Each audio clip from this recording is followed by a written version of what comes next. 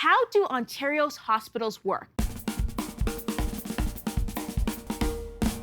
You've probably been to a hospital. You've met doctors, nurses, administrative staff. You might also know that in Canada, healthcare is delivered by the provinces. But does that mean the provinces run hospitals? And who do those healthcare workers work for? The answer is complicated, but it determines what services you can receive and where. So stick with me. Like most public services, the answer goes back to the Constitution Act of 1867, which says the provinces are responsible for establishing, maintaining, and managing hospitals. Before the Second World War, most healthcare in Canada was delivered privately. In 1947, Saskatchewan introduced the country's first universal hospital plan. Thanks, Tommy Douglas. This set the stage for health reforms over the next several decades, forming the backbone of Canada's healthcare system. Ontario has public healthcare, much like we have public education. So, hospitals must be like schools, right?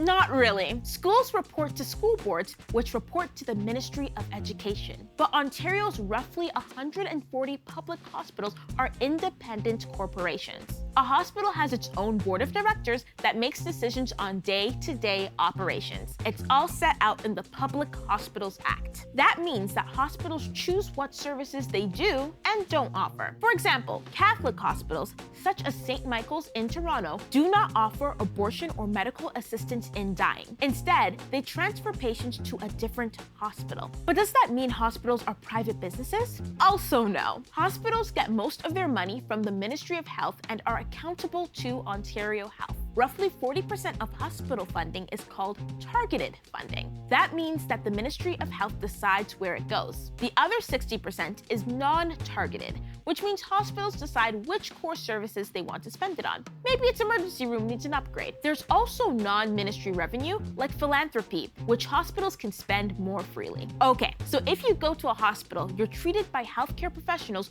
who work for the hospital, which reports to Ontario Health.